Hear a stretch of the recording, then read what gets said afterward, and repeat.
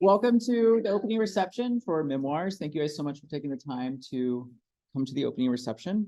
My name is Todd Jones. I'm the gallery director here at Meredith College, and I also had the privilege of working with this incredible group of seniors where they worked on their senior exhibition throughout their time here in the semester. So I'll go ahead and read through kind of the press release, and I'll introduce the first person giving the artist talk, and we'll kind of go in cycle in alphabetical order. Okay.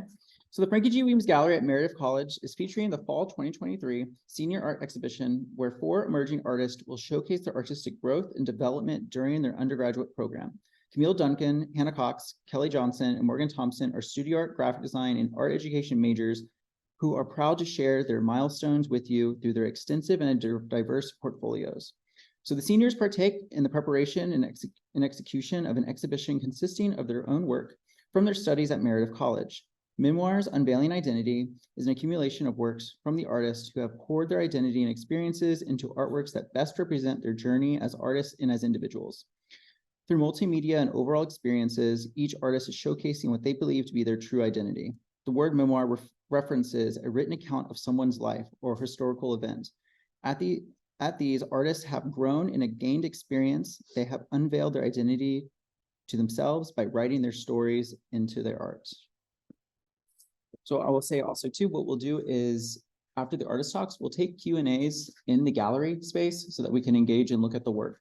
So please hold questions for the gallery after the artists are done presenting. Thank you. So for our next and first person to present, we have Camille Duncan.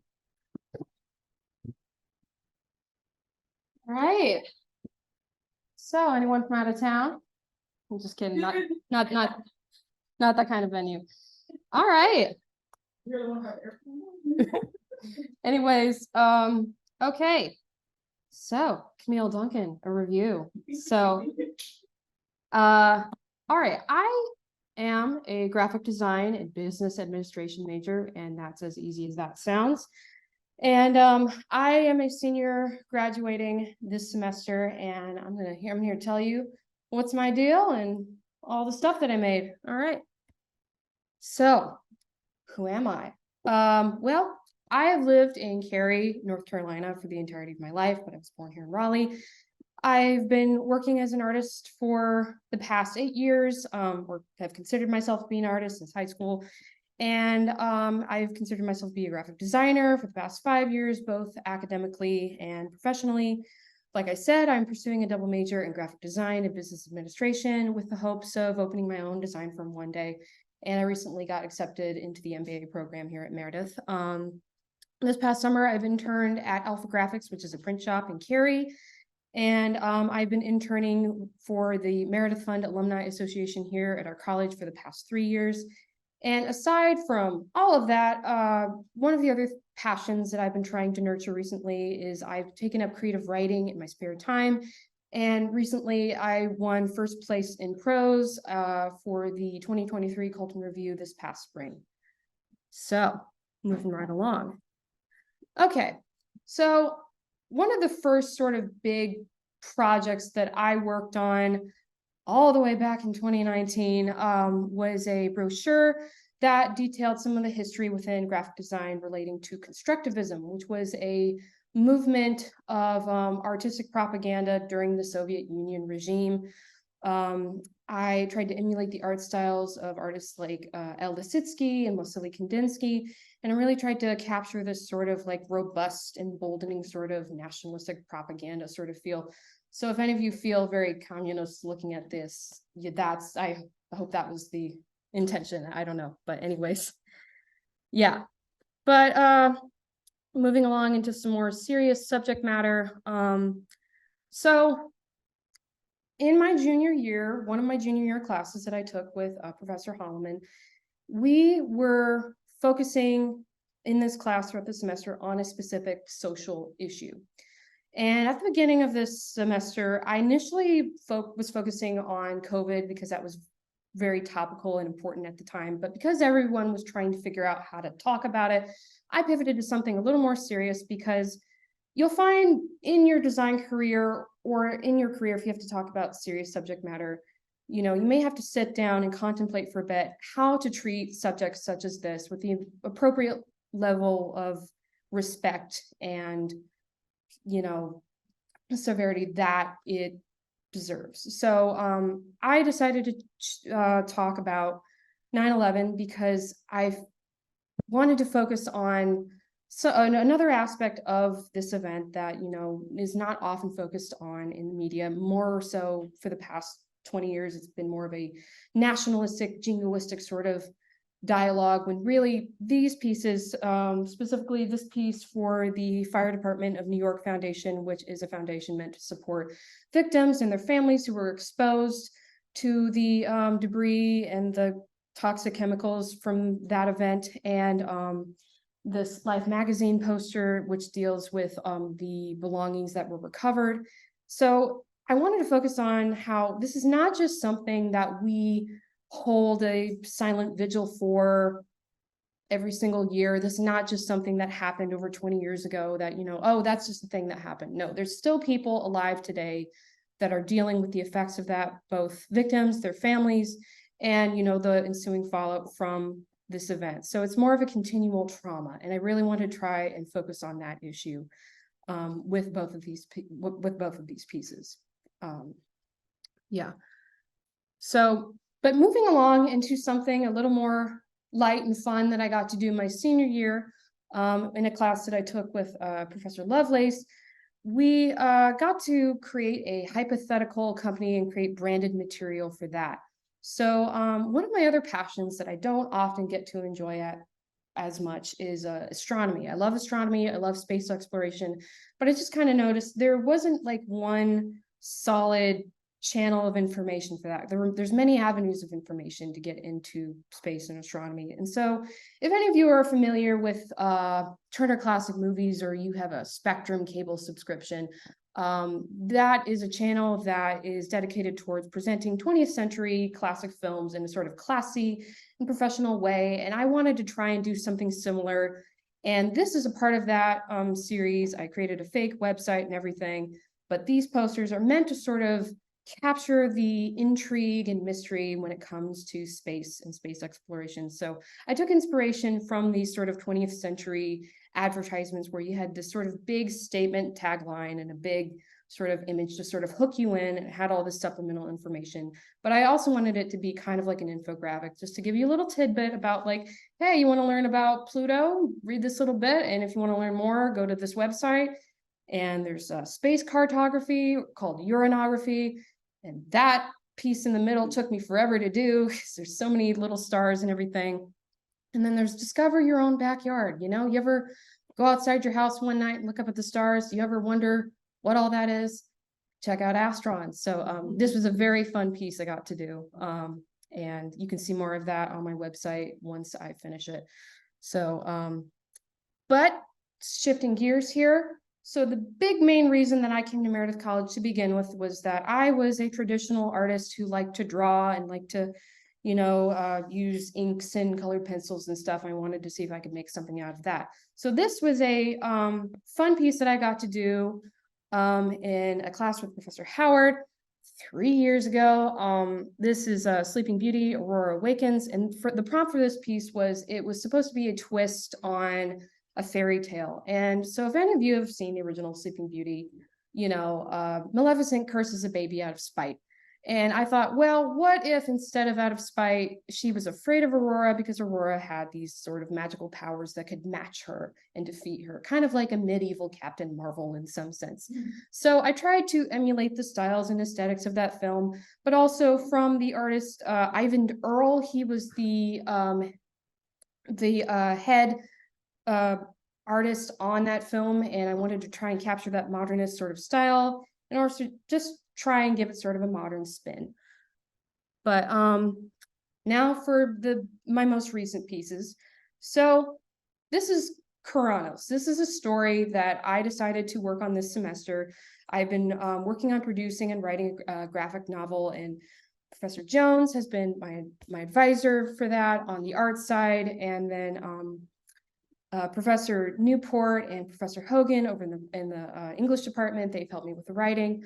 But this is something I really wanted to focus on. I really wanted to try and make a big effort to sort of accumulate all of my art into one big thing. So this is based on a Greek myth that does not technically exist, but was referenced to. So the Greek philosopher and author Hesiod referenced in the Greek creation myth, the Theogony, that before Zeus, the king of the gods, the one who chucks the lightning bolts down from the sky, he was married to a woman called Metis, who was the daughter of the Titans, other Titans. And it was, she helped him overthrow his father Cronus, the Titan of time and the king of the Titans. And it was prophesied by Gaia, the Earth Mother, that his kids with Metis, first a daughter, then a son, would eventually overthrow him. And Zeus was like, aha, can't have any of that. So he trapped Metis in his mind as like his conscious sort of Jiminy Cricket sort of character. But she was pregnant with their child already. So one day Zeus gets a splitting headache and he's like, okay, smacks his head open on the dining room table, and out pops Athena, the goddess of war and wisdom. But then Greek mythology happens and nothing really happens with that story. But their son was never born yet. So I thought, wouldn't it be interesting to explore that story and how it would come into fruition? And I didn't want it necessarily to be the king is dead, long live the king sort of situation. It's more or less this story. I thought of it 3 years ago, around when certain things were happening in the news nationally with sort of some political tensions going on. And I was trying to think about, since Greece is the foundation or the birthplace of democracy, what is representative democracy? Why is our society the way it is? Why is our systems of government the way they are? And what do these systems of power mean to us? And that also tied into, what do gods mean to us? What are they supposed to represent to us? Because like, in a sense, Greek mythology was kind of reminded me of like, representative democracy. The gods have power because we believe in them. That's where this comes in. So this also ties into some big existential questions as well. And that's been further explored through these 10 pages that are up on the wall in the gallery that I've made, sort of as the prologue of this is the way the world is at the moment. Zeus is he's losing his mind because the people do not believe in him anymore. Therefore, he feels that they will be emboldened for his progeny to come up and usurp him. So he's constantly worried about this. And this is how Kuranos comes into fruition, because it's a ruin of his own design. So that is the beginning of that story, and you'll see that up on the wall. And I don't expect to finish the entire thing this semester. I thought I would have 32 pages done by now, but I've just made 10 because it takes a long time. But I hope that once I do finally finish this, I don't think I'll necessarily have all the answers to these big questions I want to ask, but I hope that it evokes enough discussion among people that, that it's right to have these questions. It's right to figure out, what does, being in representative democracy mean to me? What does it mean to have these beliefs and be in this society? So once that gets finished, I hope that in the smallest of my means that's what I'm able to achieve, is to, provoke that discussion. So that's it for me. I would have had my socials up on there, but forgot to do that. So you'll see that on my business card. Thank you.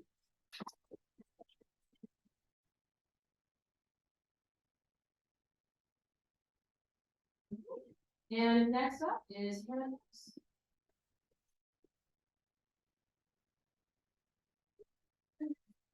Hi, everyone. My name is Hannah Cox, and I'm a senior here at Meredith College. I'm an art education major with a studio art minor, and I'm majoring in my major for licensure is K-12. I plan on teaching art K through 5, and I'll be going to student teaching next semester. My hometown is Durham, but I am adopted from Guatemala, but I've lived here in North Carolina my entire life. I love to travel to places like Kenya, Guatemala, Canada, and places in the States to learn more about cultures. And then common themes you'll find in my work will be color, emotions, family, symbolism, storytelling, and personal experiences. So this is just a trigger warning. So two of my pieces, Tiger and Mouse and A Light of Hope, are going to be focused on sexual assault and domestic violence. I'll put up another warning before we go into specifics about those pieces, but I would like to go ahead and start with my Aztec and Mayan mythology and belief collection. So this piece is called Aztec Gods. It is based on the Aztec story of creation. There were 4 gods that the Aztecs believed created the world and would continuously wipe out humanity so they could step in and have that power. So each god is represented by the sun. The first god is the jaguar sun, which is represented by the little jaguar heads around the monkey. And then the next god is represented by the Quetzalcoatl, which is the god that I focus on in the majority of my works. That god is represented by the color of the monkey because it has nice greens and blues. The next god is the rain sun god. So this god is the one that had rain of fire that brought down upon their people. So the globe the monkey holds is the fire. And then finally, the water god is also what is represented in this globe. This is what flooded the final group of humanity. Finally, the three of the 4 gods decide to come together and create the sun that we see today in the sky. And then the one god is represented by the moon we see at night. So this is just the start of the collection. So Guatemala, on their flag, the main bird on there is the Quetzal bird. So in my Quetzal embroidery piece, that's what I wanted to focus on. And then I was inspired by the Quetzal bird for my 3D piece I made in Howard's 3D class over the summer. This piece is inspired by the Quetzal bird, so I wanted to incorporate the colors through the tail and focus on the paint palettes that I've cut out for the tail. The final piece, so the Quetzalcoatl is actually a combination of the Quetzal bird and a serpent snake. So in my most recent project and sculpture, I decided to create a serpent snake. I kind of based it off the rattlesnake to kind of show that strength and power and threatening personality it has. I had the challenge of not adding color because I do have a lot of color in my pieces. So this was a challenge I was willing to face by not adding any color to it. So I wanted to have the Quetzal bird, but also represent the other half of that god, the serpent.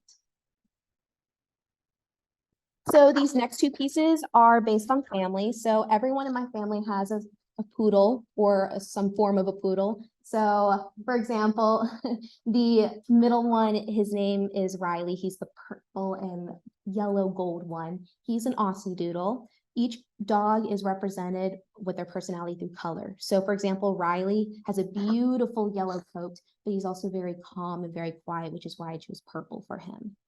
And then the dog to the right of him has like the orange ears. That's my most recent dog. You'll see in the next piece. His name is Biscuit. We got him during the pandemic. So he is a pandemic dog and has a lot of separation anxiety. He's very cute though, destroys everything. And then the dog to the left is the dog that passed away before we got Biscuit, so before the pandemic. His name was Jude. He was very strong, very had this very strong personality, stood up all the time, very straight. So I represented that through his color red and just having him stand up a bit straighter than the other poodles.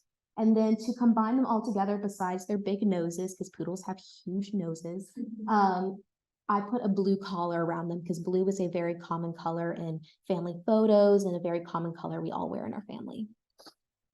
So this is Biscuit. He is a standard poodle. This is a digital piece. So as a future art ed person, I wanted to make sure I explored all different types of mediums and stuff for my students to work with in the future. And I just focused on starting realistically and then moving more out towards blocky parts of the dog, but that's Biscuit. So I'll give you a moment. These next 2 pieces will be based on one, a personal experience, and one, a research project I did with a psychology student here at Meredith based on domestic violence against women.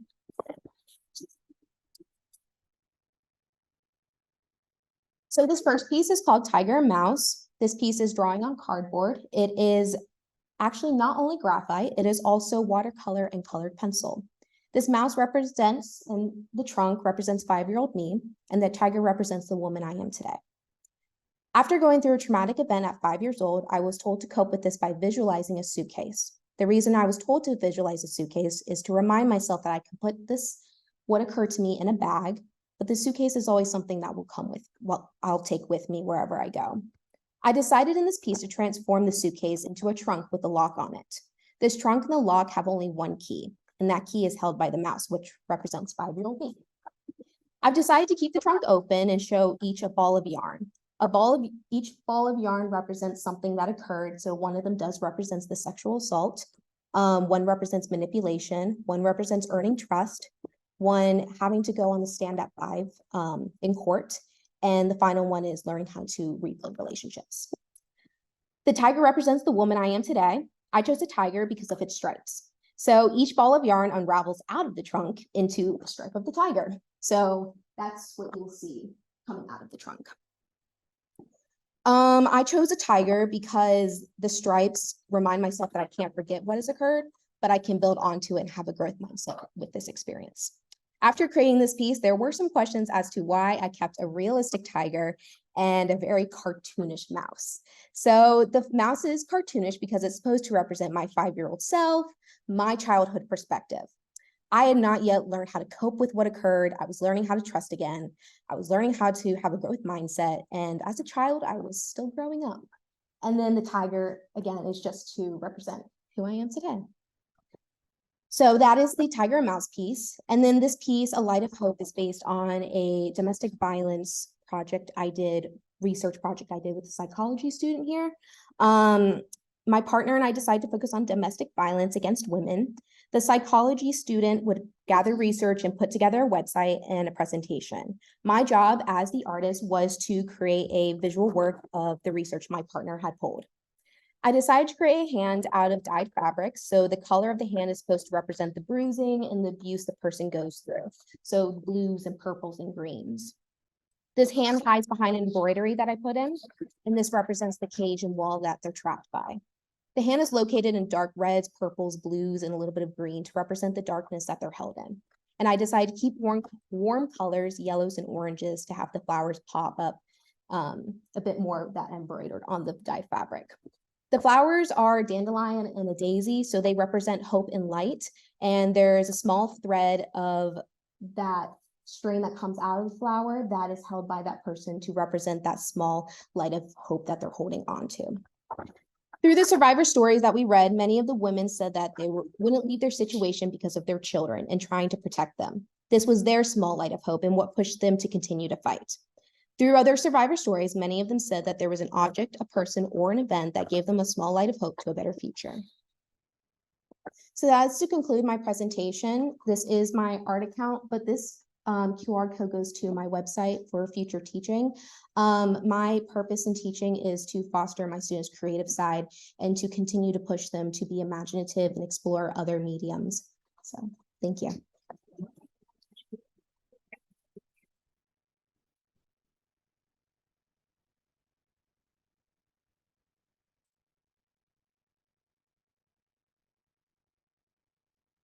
Hello, I am Kelly Johnson. I am a senior here at Meredith. I am graduating in about a month. I am a studio art major. My main concentration is fibers. I'm from Wilkesboro, North Carolina, and then most of my work revolves around trauma, loss, religion, and mental health. Some of my hobbies are baking, hiking. I love anything outdoors, reading, and then hanging out with my cat Moose. I think everybody should meet Moose. He is a character. So my first piece is a short film about my car being set on fire back in March of 2022, where I lost about 95% of my artwork that I had done in my first 3 years of college. That was something I had never thought I would experience, but it has really made me appreciate the art that I've done now. Most of my work was disintegrated and was not able to be saved. I wanted this video to be a little bit trippy, a little bit hard on the eyes to get the point across. And then from this experience, I created this piece. It is called The End of the Beginning. This is a result of my car being set on fire, and I didn't really know what I wanted to do for this piece. I knew that I just wanted to create something from the loss. So I had screen printed my car. I used fabric markers to create fire. I originally wanted to do embroidery, but I did not have time. And then I went in with more screen printing and used the words "the end of the beginning" over and over. I used 3 different shades, and then in the white you can see it pop the most. And then for this next piece, I am going to give a trigger warning just in case anyone does need to step out.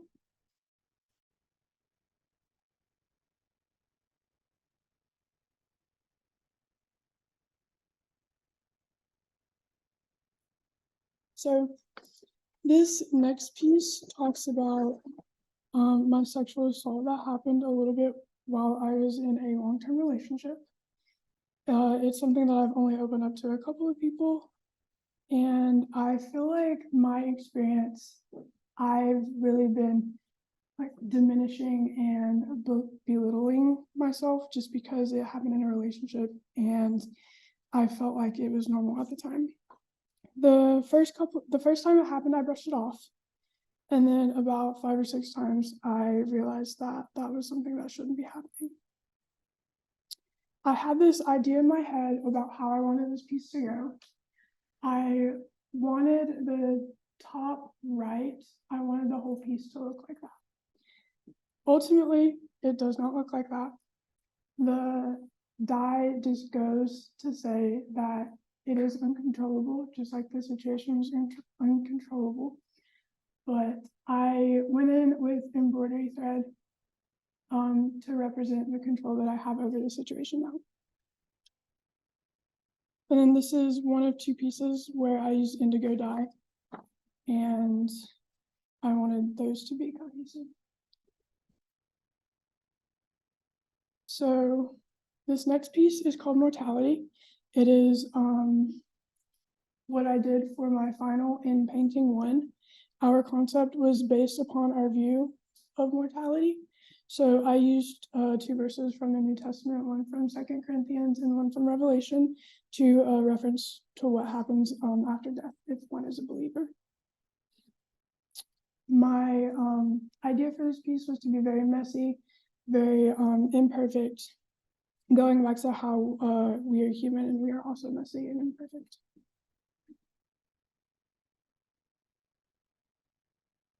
This next piece is called Reconstructing Faith. I wanted to portray a calm, serene, and peace expression on my face. My concept for this was about purity and self-forgiveness, and white is a symbol of purity in the Bible. There's a couple different verses that talk about repentance of sin and the color of white and how it represents a clean slate. I chose to keep my bust very simple and paint the surface white. And then I go in with a gold patina at the bottom. And to me, that represented the sun, which represents bountifulness, hope, and victory over life after death. And then it also glorifies life and love. And it also makes me think about how I'm able to create hope in tough situations that I face.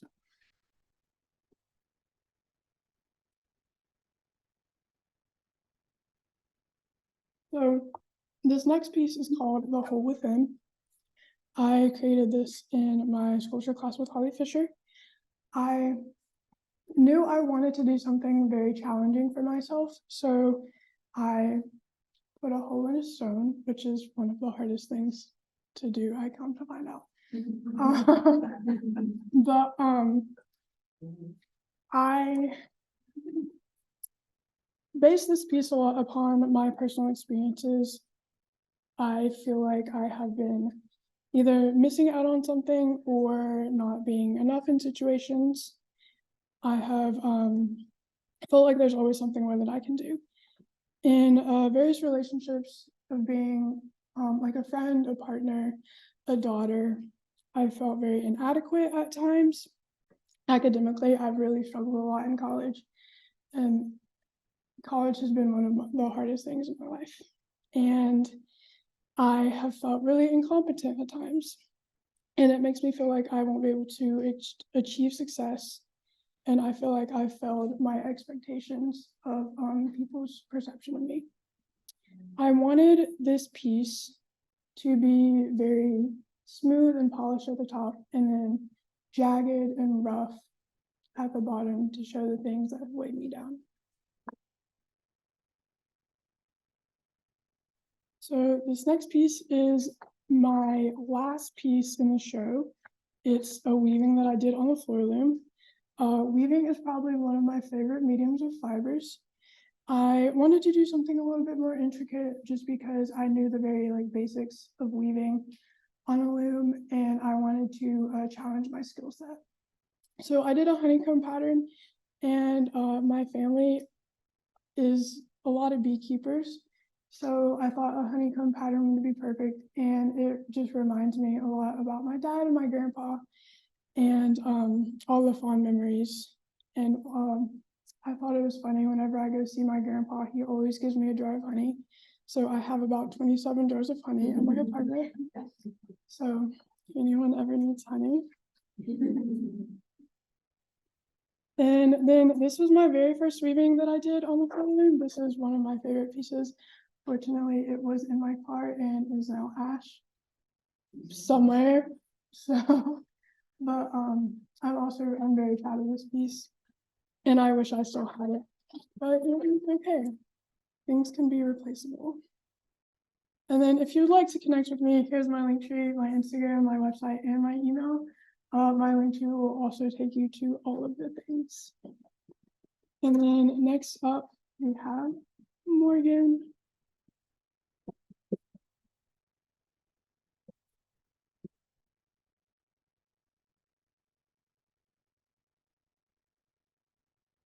Hello, everyone. My name is Morgan Thompson. I am a studio art major, and I concentrate in sculpture.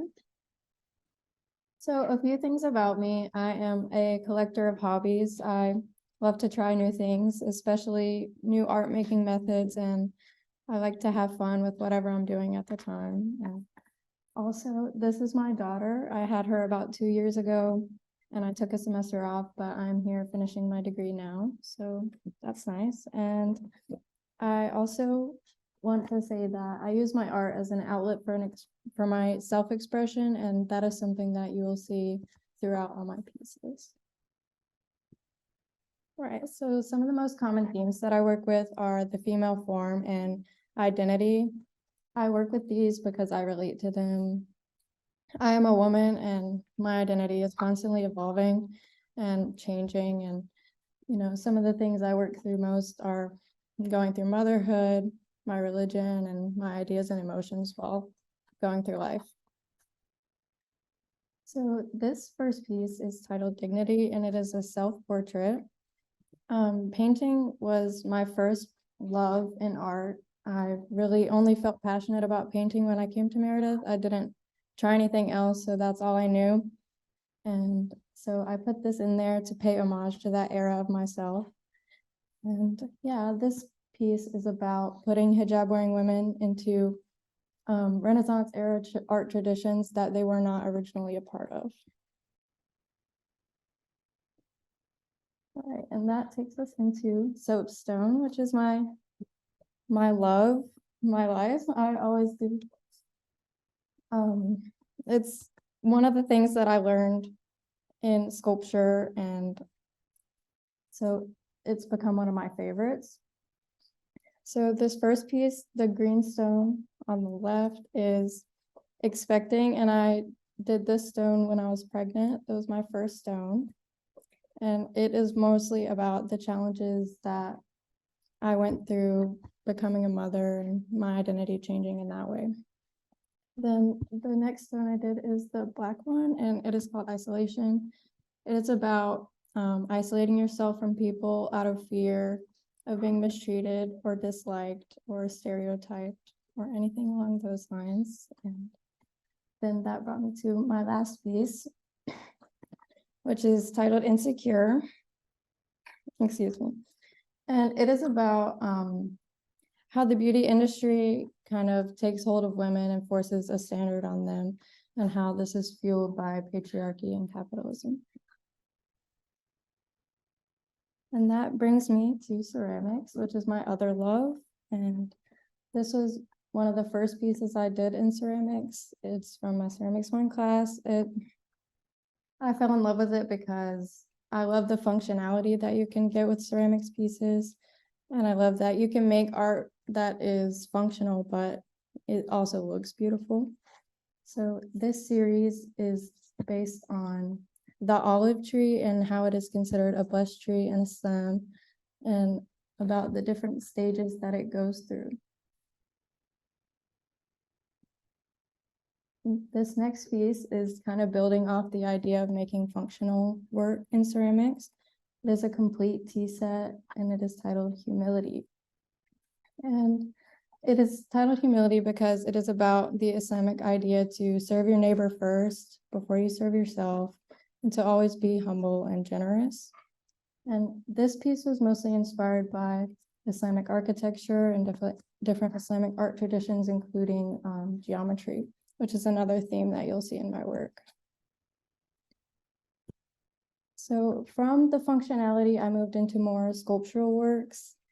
And this is one of my favorite ones that I have done. It is a portrait bust, and it is titled Invisible. Invisible references my struggle with Crohn's disease and how invisible illnesses can be like suffered in silence by its victims, and kind of brings pain on the inside, but other people don't get to see that. So all over it is different symptoms of Crohn's disease, and then you have the crocheted intestines falling out. It's very gory. So that brings us into the ceramic mosaics. And I put these last because it's what I've been focusing on this semester in my 499, and what I plan to do after graduating, what I kind of want to go into and try to sell work with. So my first ceramics mosaic was the one up here on the top, and it is called Min al-Nahar ila al-Bahr, which means from the river to the sea. And it is a piece about pre-colonial Palestine, and just portraying its beauty with its indigenous population before settler colonialism and occupation. So on the right one, or on the left one, it says from the river to the sea, and it shows the Jordan River, which is the main source of water for Palestine. And then on the right one, it says Palestine will be free, and it shows an olive farm, and olives are kind of the main point of heritage for Palestinians, as you know, they take the oil, they use it for food, and generations upon generations have raised those trees, and they seek pride in raising them.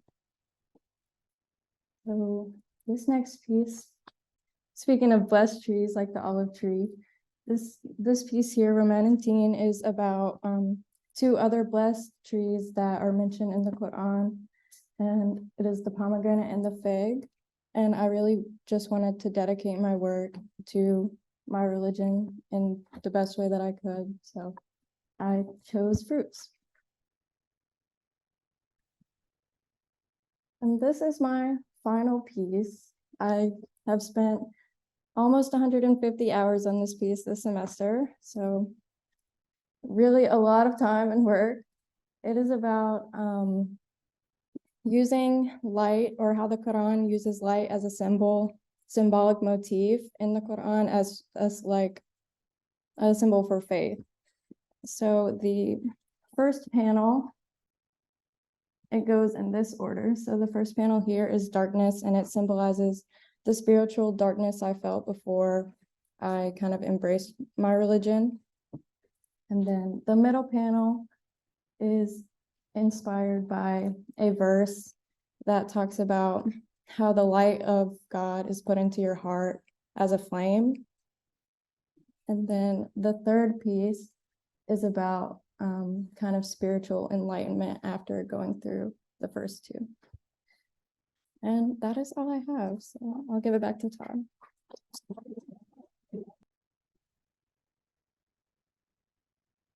Thank you guys so much for coming out to the Artist Talks. Please enjoy the rest of the refreshments and the rest of the reception. Thank you all so much.